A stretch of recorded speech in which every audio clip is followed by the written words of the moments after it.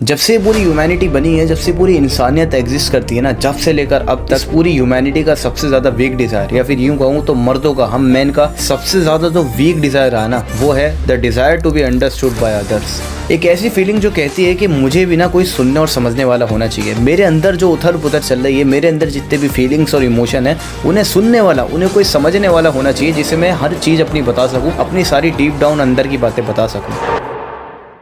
देखो, जो हमारा ब्रेन है ना, वो दो तरीके से काम करता है, या फिर हम अपने ब्रेन को ही दो तरीके में, दो भाग के अंदर, दो पार्ट्स के अंदर बांट सकते हैं। पहला पार्ट हमारा ब्रेन का होता है एक लॉजिकल, इंटेलेक्चुअल वाला पार्ट, जो कि हर चीज़ को लॉजिक से देखता है, हर बात को लॉजिक से देखता है, हर चीज़ में कैलकुलेशंस लगाने की कोशिश करता है, प्रिडिक्शंस लगाने की कोशिश करता है। फॉर एग्जाम्पल, मेरे फ्यूचर के अंदर मेरा क्या होगा, या मैं इस प्रॉब्लम को अपनी मैथ्स की सॉल्व कर पाऊंगा नहीं, जो सामने वाले ने बात कही है मैं उसको समझ पा रहा हूँ या नहीं, इसका हल क्या है, इसका सॉल्यूशन क्या है। इस तरीके की जितने भी दिमाग लगाने वाली जो चीज़ें होती है ना, जहाँ तुम अपने दिमाग से सोच के जवाब देते हो, दिमाग से सोच के बातें करते हो, वो होता है तुम्हारा इंटेलेक्चुअल ब्रेन। और इसी का जस्ट विपरीत, इसी का जस्ट अपोजिट होता है तुम्हारा इमोशनल ब्रेन। और ये इतना ज़्यादा खतरनाक होता है कि जब ये एक्टिवेट हो जाता है ना, तो ये जो तुम्हारा लॉजिकल ब्रेन होता है ना, ये इमोशनल ब्रेन इसको ऐसे दबा लेता है। मतलब कह सकते हैं तुम्हारे लॉजिकल ब्रेन के सामने पूरा पर्दा आ जाता है, ब्लैंक सा, और उसके बाद तुम्हें कुछ भी दिखाई नहीं देता है। इस बात को हम एक हिस्ट्री के छोटे से एग्जाम्पल से समझने की कोशिश करते हैं। 1983 के अंदर दो देश थे जिनके बीच थोड़ी टकरार रहा करती थी। एक था हमारा ग्रेट अमेरिका और दूसरा था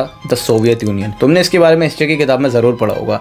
अभी ये जो दोनों देश थे ना, इनके बीच में कुछ ज्यादा खास अच्छे रिलेशंस नहीं थे। जो सोवियत यूनियन है ना, उसका जो पूरा मिलिट्री ऑफिस हुआ करता ना, जहाँ पर उनकी पूरी मिलिट्री, उनकी जो पूरी आर्मी होती है, जो कि देश को संभालती है, जो कि इस चीज़ को इंश्योर करती है कि बाहर से कोई अटैक वगैरह ना हो, या किस देश पे हमें अटैक करना है, कौन सा देश हमारा दुश्मन है, कौन सा देश नहीं है, ये चीज़ें जितनी भी इंश्योर करती है, वो जो है सब वहाँ पर बैठे हुए थे। उनके मिलिट्री ऑफिसर सारे वहाँ पर बैठे हुए थे। अब उन्होंने कुछ अपने चारों तरफ रेडार्स वगैरह भी लगा रखे थे, जो कि एक मिसाइल को कैप्चर कर सकते हैं, एक मिसाइल को देख सकते हैं, नोटिस कर सकते हैं कि कोई मिसाइल सामने से आ रहा है या नहीं। एक रात वहाँ पर क्या होता है कि उनका जो रेडार था ना, वो जोर जोर से बजने लगता है। और जब वो अपने कंप्यूटर स्क्रीन में जाके सारे मिलिट्री ऑफिसर्स देखते हैं, तो वो ये पाते हैं कि अमेरिका की तरफ से 5 मिसाइल लॉन्च हो चुकी हैं और वो सोवियत यूनियन की तरफ बढ़ रही हैं। अब वो सारे के सारे लोग इस टेंशन में आ जाते हैं कि ये सब क्या हो रहा है, और वो सारे के सारे लोग परेशान हो जाते हैं। और उनके दिमाग में सबसे पहला जो सवाल आता है ना, वो यही आता है कि क्या अब हम मरने वाले हैं, क्योंकि अमेरिका ने वहां से मिसाइल भेज दी है।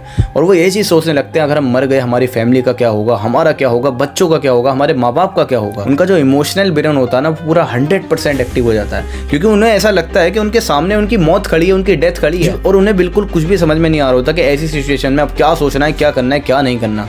और बस वो यही सोच रहे थे, अब हम मरने वाले हैं, अब हमारा कुछ नहीं हो सकता। और जब सारे लोग ऐसे ही इमोशन के बेस पे डिसीजन ले रहे थे, इमोशन के बेस पे सोच रहे थे, ऐसे में एक इंसान निकल के आता है जो कि थोड़ा सा लॉजिकल ब्रेन से सोचता है। उस इंसान की भी पूरी तरीके से फटी पड़ी थी, उसको भी कुछ समझ में नहीं आ रहा था कि ये सब क्या हो रहा है। लेकिन उसने एक बात सोची कि अगर अमेरिका को सच में ही हम पे अटैक करना होता, अगर अमेरिका को सच में एक न्यूक्लियर वॉर छेड़नी होती, एक वॉर करनी होती हमसे, तो क्या वो सच में 5 मिसाइल भेजता? क्योंकि उस टाइम पे अगर किसी देश को दूसरे देश से लड़ना होता था, एक वॉर छेड़नी होती थी ना, तो वो कम से कम 100, 200, 500 इस अमाउंट में मिसाइल भेजा करते थे। लेकिन अमेरिका ने कितनी भेजी? 5 मिसाइल। तो वो यही चीज सोचने लगता है कि यार, अमेरिका को अगर वॉर करनी होती ना, वो 5 मिसाइल तो कभी नहीं भेजता, 500-600 तो भेजता ही भेजता आराम से। तो वो उस टाइम पे एक बहुत ज्यादा बड़ा डिसीजन लेने का ट्राई करता है। वो इंसान उस पूरे ग्रुप से, जो भी मिलिट्री ऑफिसर्स थे जिनकी फटी पड़ी थी, उन सबसे वो ये कहता है कि ये एक फॉल्स इन्फॉर्मेशन है और कोई भी मिसाइल हमारी तरफ नहीं आ रही है। अब ऑब्वियसली तुम उस सिचुएशन को इमेजिन करने की कोशिश करो। तुम एक सोवियत यूनियन के कमांडर, एक मिलिट्री ऑफिसर हो, वहां पर तुम खड़े हो, तुम्हें ऐसा लगता है कि तुम्हारी मौत तुम्हारे करीब है, और वो कह रहा है कि ऐसा कुछ नहीं होने वाला। ऑब्वियसली तुम्हें गुस्सा आएगा कि भैया क्या बात कर रहा है, ये तू हमारी मौत हमारे सामने तू कह रहा है, ये सब हो नहीं सकता। लेकिन वो इंसान इसे प्रूफ करके दिखा देता है, क्योंकि जैसे ही वो कहता है ना कि कोई भी मिसाइल हमारी तरफ नहीं आ रही है और हमें कोई अटैक करने की, री अटैक करने की अमेरिका पे जरूरत नहीं है, उसी बीच थोड़ी ही देर में पता है क्या पता चलता है कि वो जो रेडार था, उसने सच में फॉल्स इन्फॉर्मेशन को कैप्चर किया था। क्योंकि जो मिसाइल उनकी तरफ आ रही थी, असल में कोई मिसाइल नहीं थी, वो बस सन से आने वाली सनलाइट थी, जो कि जब रेडार पे पड़ी तो रेडार को ऐसा लगा कि मिसाइल आ रही है अमेरिका की तरफ से, जबकि ऐसा कुछ भी नहीं था। और उस एक इंसान के इस छोटे से लॉजिकल डिसीजन ने पूरी टीम को, पूरे देश को, और एक बहुत ज्यादा बड़ी वॉर क्रिएट होने से सब चीजों को उसने बचा लिया। और उस इंसान ने क्या काम करा था? उस इंसान ने बस अपने इमोशनल ब्रेन को थोड़ा सा डीएक्टिवेट करा कि रुक जा, तू थोड़ा सब्र कर। अपने लॉजिकल ब्रेन से सोचना शुरू किया और उसे अपने सवालों के जवाब भी मिल गए थे और उसने सबको बचा लिया। लेकिन जरा सोचो, अगर वो इंसान भी इसी तरीके से सोचता जैसे सब सोच रहे थे कि अब तो हम मरने वाले हैं, अब हमें अमेरिका पे अटैक करने की जरूरत है, और वो अमेरिका पे अटैक कर देते, फिर क्या होता? फिर एक वॉर शुरू हो जाती, बहुत ज्यादा बड़ी वॉर शुरू हो जाती। लेकिन किसकी वजह से? अमेरिका की वजह से नहीं, सोवियत यूनियन की वजह से। उनके एक इमोशनल डिसीजन की वजह से एक पूरी लंबी वॉर क्रिएट हो जाती है जिसको रोकना ऑलमोस्ट इम्पॉसिबल था। और इस छोटे से एग्जांपल से तुम ये कंक्लूजन निकाल सकते हो कि हर सिचुएशन को हैंडल करने के लिए तुम्हें अपने लॉजिकल ब्रेन की जरूरत पड़ती है, और हर सिचुएशन में जीतने के लिए तुम अपने इमोशनल ब्रेन को जो है ना डीएक्टिवेट करना पड़ता है, उसे नीचे करना पड़ता है। जब भी तुम हर सिचुएशन को अच्छे से हैंडल कर पाओगे, चाहे कितनी ही बुरी सिचुएशन हो, तुम सब सिचुएशंस को हैंडल कर सकते हो, तुम्हारा दिमाग हैंडल कर सकता है अगर तुम लॉजिकली उस चीज़ को सोचो। और देखो इस चीज़ का तो इतिहास गवाह है, अगर इतिहास नहीं तो मैं तो पक्का गवाह हूँ। जब भी तुमने इमोशन के बेस पे कोई डिसीजन लिया है तो उसके बाद तुम्हें रिग्रेट हुआ है, तुम्हें पछतावा हुआ है, उसके अलावा तुम्हें कुछ भी हासिल नहीं हुआ। देखते हो ना, जब तुम्हें बहुत ज़्यादा गुस्सा आता है, जब तुम बहुत ज़्यादा एंगर फ्रस्ट्रेटेड होता हो, तुम किसी को कुछ उल्टा सीधा बोल देते हो या फिर तुम कोई ऐसा एक्शन करते हो, तुम उस टाइम तो कर देते हो लेकिन बाद में तुम्हें पछतावा होता है। इसका रीज़न तुमने समझने की कभी कोशिश की ऐसा होता क्यों है? क्योंकि जब तुम गुस्सा कर रहे होते हो तो तुम्हारा ना जो इमोशनल ब्रेन होता है ना वो तो पूरा एक्टिवेट हो जाता है, लेकिन जो तुम्हारा लॉजिकल ब्रेन होता है ना वो डीएक्टिवेट हो जाता है। ये समझ लो इमोशनल ब्रेन का एक पर्दा आ जाता है ऐसे लॉजिकल ब्रेन के आगे, और लॉजिकल ब्रेन बिल्कुल खत्म, बिल्कुल खल्लास। और तुम इमोशनल ब्रेन की वजह से कुछ सोच समझ के नहीं बोल रहे हो, तुम बस बोले जा रहे होते हो अपने इमोशंस के बेस पे, और उसके साथ तुम बोलते हुए शायद कुछ ऐसा कर भी दो, लेकिन उसके बाद में तुम्हें पछतावा होता है, क्योंकि बाद में तुम्हारा लॉजिकल ब्रेन ना फिर से एक्टिवेट हो जाता है। और वो जब ऐसे सोचता है कि यार मैंने ये सब किया था गुस्से में, तो तुम्हें पछतावा होने लगता है। ऐसे कुछ लोग होते हैं ना जो कि खुशी खुशी में ऐसे चीयर्स करके शराब पी लेते हैं, लेकिन बाद में पछतावा करते हैं कि मैंने शराब क्यों पी, मुझे तो शराब छोड़नी थी। उन्होंने इसलिए भी क्योंकि वो अपने खुशी के इमोशन को उन्होंने अपने ऊपर हावी होने दिया था। तुम्हारे अंदर जितने भी फीलिंग्स हैं, तुम्हारे अंदर जितने भी इमोशंस हैं जो कि तुम पे हावी होना चाह रहे हैं, क्योंकि अगर तुम्हारे अंदर ऐसी फीलिंग आ रही है ना कि तुम्हें अपने इमोशंस को या अपनी जितनी भी जो फीलिंग्स है, वो जो खालीपन है, उसे किसी को बताने की ज़रूरत है, तो ये समझ लो तुम्हारे इमोशंस तुम पे हावी होना चाह रहे हैं, वो तुम्हारे को बहुत ज़्यादा बर्बाद करके छोड़ेंगे। और ये मैं अपने एक्सपीरियंस से बता रहा हूँ। तो तुम्हें इन इमोशंस को, इन फीलिंग्स को अपने अंदर दबाना है, इन्हें दबा के लाइफ में आगे बढ़ना है। यही एक असली मर्द की, एक असली रियल मैन की, एक स्ट्रॉन्ग मैन की पहचान होती है। यही तुम्हें ज़िंदगी भर करना पड़ेगा। लेकिन इस पूरी बात से तुम्हें ऐसा नहीं लगता कि मैं तुम पर बहुत ज़्यादा हार्श बनने की कोशिश कर रहा हूँ? क्योंकि देखा जाए मर्द को भी दर्द होता है, और इतना दर्द आखिर ज़िंदगी भर कौन सहेगा? चलो जस्ट इमेजिन करते हैं, तुम्हारा जो भी ये दर्द है, तुम्हारा जो खालीपन है, अंदर की फीलिंग है कि तुम्हें कोई समझे, ये वाली जो फीलिंग है मान लो तुम्हारी बहुत ज़्यादा बढ़ चुकी है। अब तुम क्या करोगे?